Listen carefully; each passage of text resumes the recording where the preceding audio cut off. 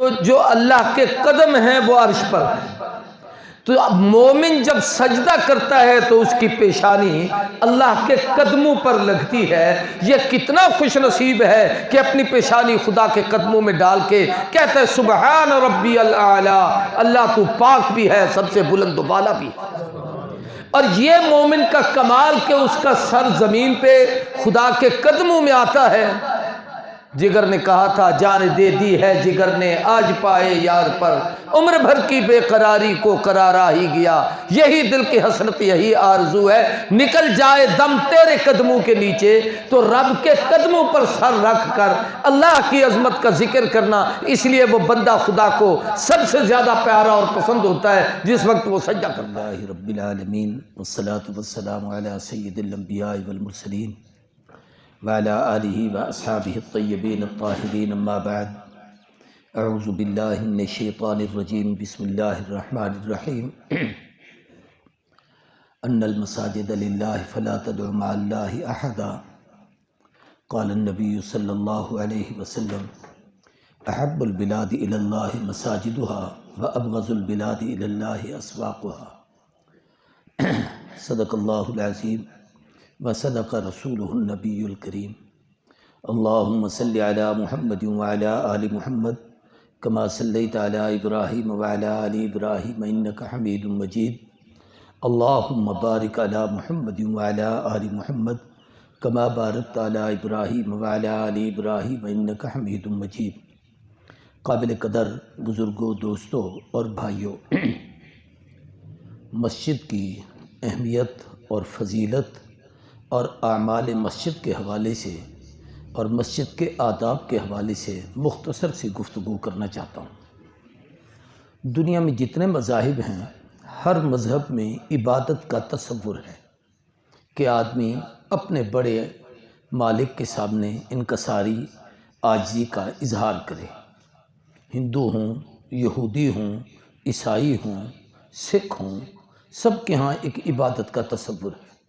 ہندو عبادت کرنے کے لیے اپنے مندروں میں جاتے ہیں، عیسائی عبادت کرنے کے لیے اپنے وہ گرجوں میں جاتے ہیں، سکھ عبادت کرنے کے لیے اپنے گردواروں میں جاتے ہیں۔ مسلمانوں کی عبادت گاہ کا نام مسجد ہے۔ مسجد یہ عربی زبان کا لفظ ہے، اس کا معنی ہے سجدے کی جگہ۔ اس لیے کہ ہم جو عبادت کرتے ہیں یعنی نماز دن رات پڑھتے ہیں، اس کے لیے مردوں کے لیے سب سے اچھی جگہ عبادت کی وہ مسجد ہے۔ بیوت اللہ فی الارض ہی المساجد، اللہ کی زمین پر اللہ کے گھر یہ مسجدیں ہیں۔ ان المساجد للہ فلا تدعوا مع اللہ احدا، مسجدیں اللہ کا گھر ہیں اور اس کے گھر میں اس کے سوا کسی کو نہ پکارو۔ اس لیے بعض بزرگ کہتے ہیں کہ یہ ہمارے ہاں جو مختلف قسم کے نعرے یا استقبالات ہوتے ہیں کہ کوئی بزرگ یا کوئی عالم یا کوئی لیڈر آئے، لوگ مسجد میں کھڑے ہو جاتے ہیں، اس کے لیے راستے بناتے ہیں، استقبال کرتے ہیں، اس کے زندہ باد مرد آباد کے نعرے لگاتے ہیں۔ یہ رب کے گھر میں زیب نہیں دیتا، یہ اللہ کا گھر ہے، صرف اللہ کو پکارنا چاہیے، اللہ کی تعریف و توصیف کرنی چاہیے، اللہ کا ذکر کرنا چاہیے، اللہ کو یاد کرنا چاہیے۔ تو مسجد سجدے کی جگہ ہے، چونکہ ہر عمل جو ہم کرتے ہیں نماز کے اندر، ہر ایک کام ایک ایک ہے، ایک قیام ہے، ایک رکوع ہے، ایک تشہد ہے 2 رکعتوں کے بعد۔ لیکن جب سجدے کی باری آتی ہے تو ہر رکعت میں 2 سجدے ہیں۔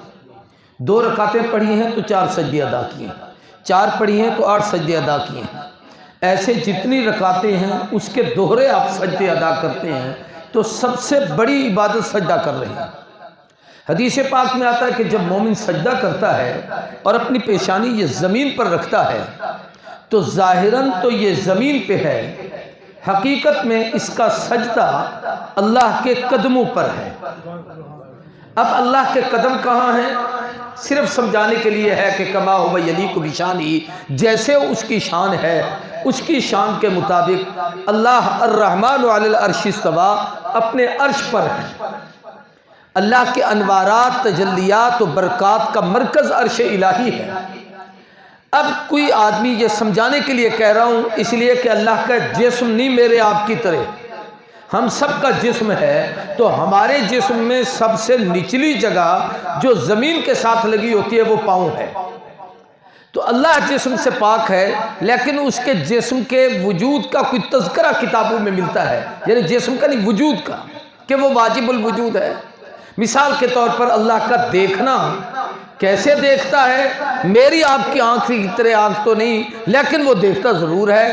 نہ آنکھ کا محتاج ہے، نہ آنکھ میں اس پتلی کا محتاج ہے، نہ اس نظر کا محتاج ہے، کسی چیز کا نہیں، وہ اپنی قدرت سے دیکھ رہا ہے. تو اللہ تبارک و تعالی اپنی شان کریمی کے مطابق جو عرش بری پر جلوہ افروز ہیں اور جناب انوارات اور تجلیات کا مرکز ہے، تو جو اللہ کے قدم ہیں وہ عرش پر ہیں. تو مومن جب سجدہ کرتا ہے تو اس کی پیشانی اللہ کے قدموں پر لگتی ہے. یہ کتنا خوش نصیب ہے کہ اپنی پیشانی خدا کے قدموں میں ڈال کے کہتا ہے سبحان ربی الاعلی، اللہ تو پاک بھی ہے، سب سے بلند و بالا بھی. اور یہ مومن کا کمال کہ اس کا سر زمین پہ خدا کے قدموں میں آتا ہے. جگر نے کہا تھا جان دے دی ہے جگر نے آج پائے یار پر، عمر بھر کی بے قراری کو قرارا ہی گیا، یہی دل کی حسرت یہی آرزو ہے، نکل جائے دم تیرے قدموں کے نیچے. تو رب کے قدموں پر سر رکھ کر اللہ کی عظمت کا ذکر کرنا، اس لیے وہ بندہ خدا کو سب سے زیادہ پیارا اور پسند ہوتا ہے جس وقت وہ سجدہ کرتا ہے. اس لیے ایک حدیث میں ہے، ایک صحابی نے نبی کریم صلی اللہ علیہ وسلم سے درخواست کی کہ آقا قیامت کے دن آپ اللہ کے قرب میں ہوں گے، ہم کہاں ہوں گے؟ ظاہر ہے کہ جس کا جتنا بڑا درجہ وہ اللہ کی قربت میں، اتنا ہم تو بہت دور ہوں گے.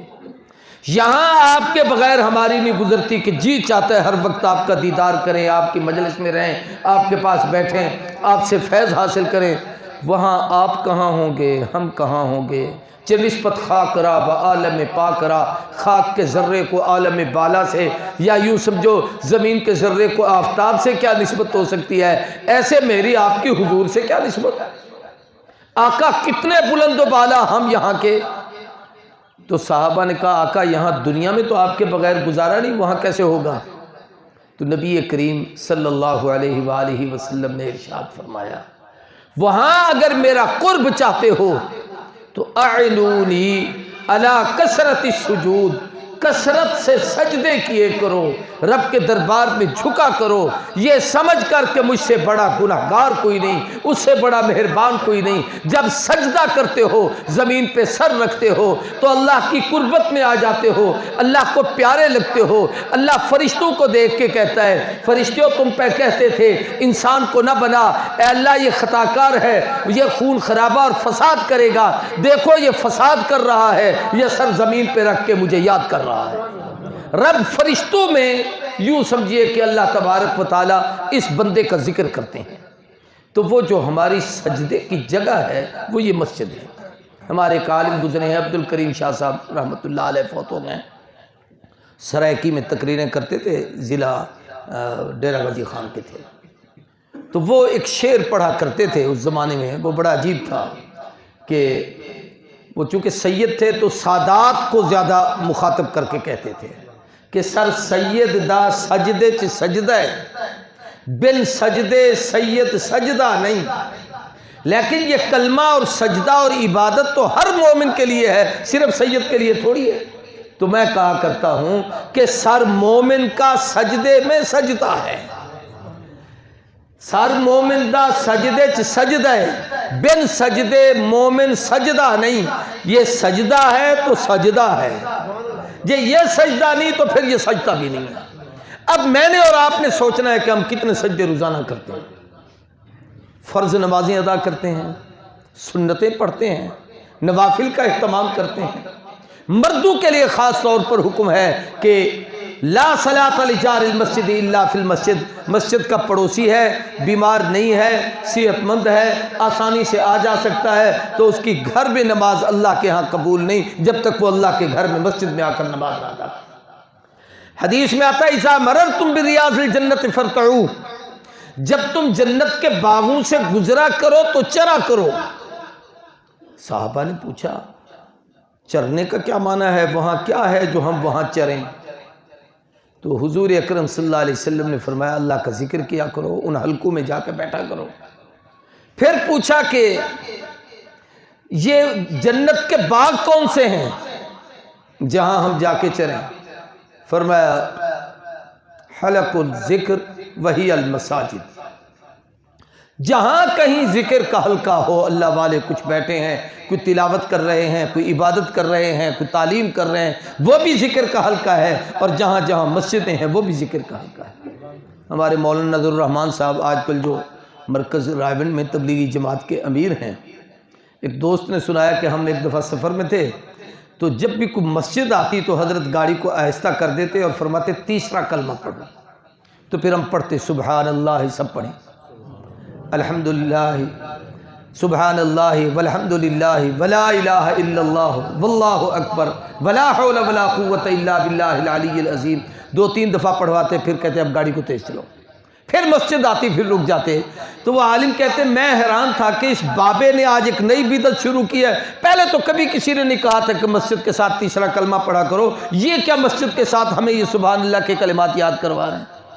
تو کہتے پوچھا حضرت سے، تو انہوں نے فرمایا کہ وہ حدیث تم نے نہیں پڑھی کہ جب جنت کے باغوں سے گزرو تو چرا کرو؟ تو جنت کے باغ یہ مسجدیں ہیں، جب مسجد سے گزر رہے ہو، گزرتے ہوئے جو اندر جا کے باغ میں بیٹھتا ہے، اس کے سائے میں بیٹھتا ہے، اس کے پھل کو کھاتا ہے، اس کی لذت اٹھاتا ہے، وہاں کا پانی پیتا ہے، وہ تو علیحدہ بات ہے۔ گزرنے والوں کو حکم ہے کہ جب گزرو تو چر کے جایا کرو۔ چرنے کا معنی ہے کہ جانور باغ میں تو نہیں گیا، گزر رہا تھا، لیکن اس نے منہ تو کچھ نہ کچھ مار لیا۔ فرمایا جب تم گزرتے ہو تو اس وقت مسجد کو دیکھ کر اللہ کو یاد کر لیا کرو، مسجد کو دیکھ کر کلمہ طیب پڑھ لیا کرو، مسجد کو دیکھ کر اللہ کا ذکر کر لیا کرو، مسجد کو دیکھ کر کوئی دعا مانگ لیا کرو۔ یہ وہ چرنا ہے جو اللہ کے ہاں سب سے زیادہ قبولیت ہے۔ ایک تو یہ ہے آپ سے گزارش کہ اپنی مسجدوں کے آداب کا خیال کیا کریں۔ کتنے بڑے افسوس کی بات ہے کہ اذان ہو رہی ہوتی ہے اور ہم موبائل دیکھ رہے ہوتے ہیں، مسجد میں نماز ہو رہی ہوتی ہے، ہم سامنے دکان پر بیٹھ کر دنیا کے اور کاروبار کی باتیں اور گپ شپ میں وقت گزار رہے ہوتے ہیں۔ خوش نصیب وہ لوگ ہوتے ہیں جو ان مسجدوں کے ساتھ وابستہ رہتے ہیں، جو مساجد کی آبادی کو یوں سمجھے آبادی کا سبب اور ذریعہ بنتے ہیں۔ اس لیے مسجد کے آداب سکھائے گئے کہ ایک تو پاک صاف ہو کے اللہ کے گھر میں آؤ، اس لیے کہ اللہ پاک ہے، صاف ہو کے آؤ اس لیے کہ اللہ طیب و طاہر ہے، صاف ستھرے بن کے آؤ کہ ان اللہ جمیل یحب الجمال، اللہ کو یہ جمال، پاکیزگی، صفائی اور خوبصورتی پسند ہے۔ ایک تو یوں آیا کرو۔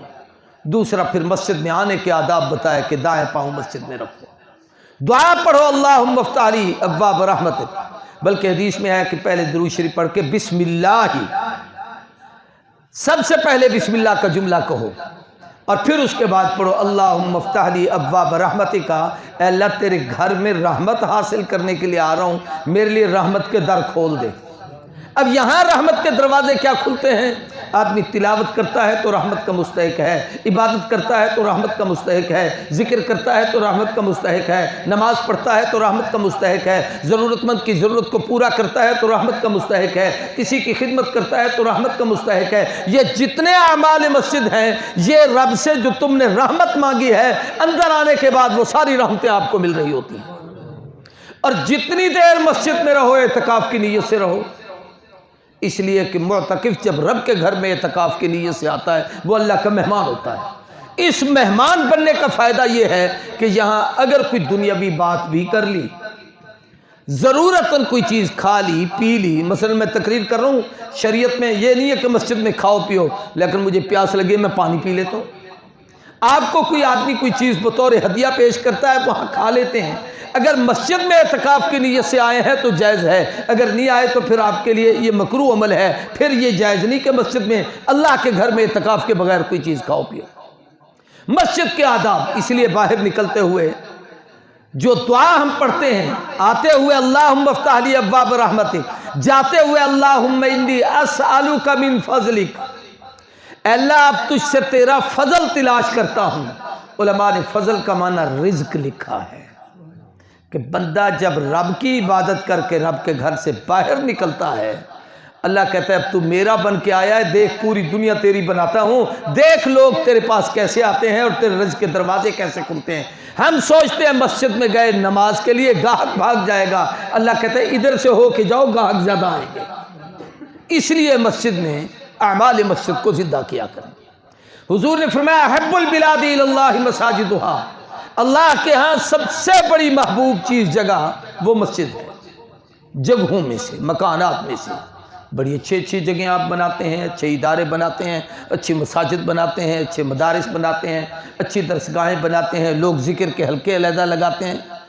گھروں میں بلکہ ایک چھوٹا سا کمرہ اس طرز کا بنایا کرو جو بیت المسجد، گھر کی مسجد ہو، آپ کے بچے، آپ کی عورتیں وہ اس جگہ پر نماز پڑھا کریں، وہاں چھوٹے بچے نہ چاہا کریں، پیشاب نہ کیا کریں۔ تو یہ مسجد عبادت کی جگہ ہے، عبادت کے کام کرو۔ سب سے منحوس جگہ بازار ہے، اس لیے کہ جھوٹ وہاں ہوتا ہے، فراڈ وہاں ہوتا ہے، غلط وہاں تولا جاتا ہے، اور جناب والا لوگوں کے ساتھ ظلم اور زیادتی کے اعمال وہاں ہوتے ہیں۔ مسجد تو عبادت کی جگہ ہے۔ ہمارے حضرت میاں مسعود احمد صاحب جو دین پر شریف کے سجادہ نشین ہے دامت برکاتہم اللہ علیہ، ایک مرتبہ ہم کٹھے سفر میں تھے، میں کچھ تذکرہ کرنے لگا تو مجھے سختی سے کہا چپ کر کے بیٹھ جاؤ، میں خاموش ہو گیا۔ پوچھا بھی انہوں نے، میں اس کا جواب دے رہا تھا۔ جب ہم ہمارے مدرسے کی مسجد میں تشریف لائے تو میں نے کہا جی بچے مسجد میں قرآن پڑھ رہے ہیں، دعا بھی ہو جائے یا فرمائیں تو بچے زیارت کے لیے آئیں۔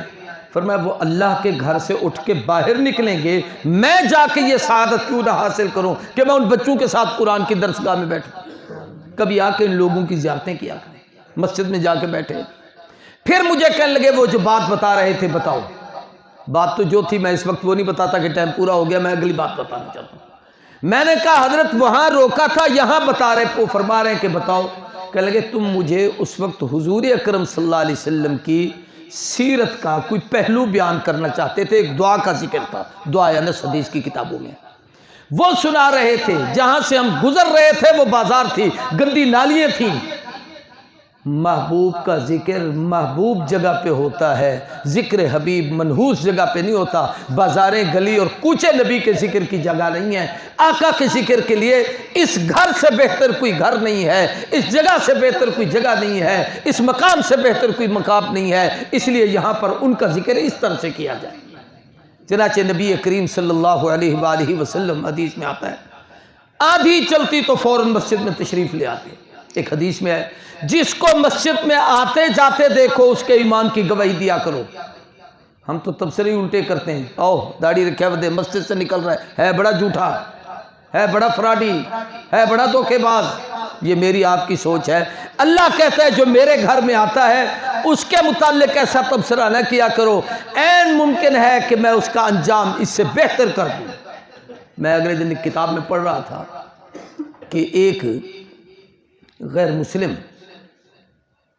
جس نے اپنے بیٹے کو اس لیے مارا کہ وہ رمضان المبارک میں مسلمانوں کے سامنے کچھ کھا رہا تھا، تو اسے کہا تمہیں شرم نہیں آتی؟ مسلمانوں کا رمضان شروع ہو رہا ہے، تمہیں ان کی عبادت کا خیال نہیں، ان کے سامنے کھا رہے ہو، ان کا دل نہیں دکھے گا؟ تو مرنے کے بعد اس کو کسی نے دیکھا کہ وہ جنت میں ہے، تو اس نے پوچھا کہ تو کافر تھا، جنت میں کیسے آ گیا؟ اس نے کہا میں نے ایک روزے والے کا اکرام کیا تھا، تو اللہ نے کہا تو میری عبادت کرنے والے کا اکرام کر رہا ہے، میں تیرا اکرام کرتا ہوں۔ موت کے وقت اللہ نے مجھے کلمے کی شہادت نصیب کرتی، میں مسلمان ہو کے مرا ہوں۔ زندگی میں اور کفر کا دور تھا، کلمہ پڑھا، 1000 سال کا پرانا کافر کیوں نہ ہو، کلمہ پڑھنے سے اللہ سارے گناہ معاف کر دیتے ہیں، جنت فرض کر دیتے ہیں، واجب ہو جاتی ہے، سیدھا جنت میں بغیر حساب کتاب کے گیا۔ تو اس لیے اعمال مسجد میں ایک حدیث میں آتا ہے حضرت علی تشریف لائے تو مسجد نبوی بھری ہوئی تھی، رمضان کا مہینہ تھا، ابی ابن کعب انصاری تراویح پڑھا رہے تھے، تو حضرت علی نے دیکھ کے فرمایا نور اللہ قبر عمر، اللہ عمر کی قبر کو نور سے بھر دے، کما ینور مساجد اللہ، جیسے اللہ کی مسجدوں کو روشن کر کے گیا۔ ایک خاتون مسجد کی خدمت کرتی تھی، اس کی وفات کی اطلاع ملی، صحابہ نے جنازہ پڑھ کے دفن کر دیا۔ حضور نے فرمایا وہ اللہ کے گھر کی خادمہ تھی، مجھے تو بتاتے، میں تو اس کے جنازے میں شریک ہوتا۔ محبوب آپ کی تکلیف کی وجہ سے کہ آپ کو وہاں پہنچنے میں جس بستی کی تھی آپ کے لیے مسئلہ ہوگا، اس لیے ہم نے جنازہ پڑھ کے دفن کر دیا۔ میں عرض کرنا چاہتا ہوں یہ وہ اعمال ہیں اس لیے ایک بات بڑی عجیب اگلے دن ایک عالم نے سنائی، وہ میں کہہ کے ختم کرتا ہوں، ٹائم اوپر ہو گیا ہے، کہ دنیاوی فائدے بغیر نیت کے بھی مل جاتے ہیں، ایمان اور دین کا فائدہ نیت سے ملتا ہے۔ مثال کے طور پر یہ کھڑکیاں لگائی ہیں، نیت کرو نہ کرو کہ یہاں سے ہوا آئے، یہ دنیا کا فائدہ ہے، کھڑکی جب کھولو گے ہوا ملے گی، لیکن اس لیے لگائی ہے کہ یار اذان کی آواز اندر آئے، یہ اب نیت پہ منحصر ہے، اگر یہ نیت کرو گے تو اجر ملے گا، یہ نیت نہیں کی تو اجر نہیں ملے گا۔ تو کام چھوٹا کیا کرو، نیت بڑی کر لیا کرو۔ ایک پنکھا لگایا ہے، یہ نیت کی ہے کہ اس کے نیچے نمازی پڑھے ہوں گے، اور یوں نیت کر لو اللہ اگر تو مجھے توفیق دیتا تو 30 پنکھے میں سارے ہی مسجد کے اندر لگوا دیتا۔ اب لگایا ایک ہے، نیت ان کی ہے، اللہ اس نیت کے بدلے جس کو بھی توفیق دیں گے اجر تمہارے حصے میں لکھ دیں گے۔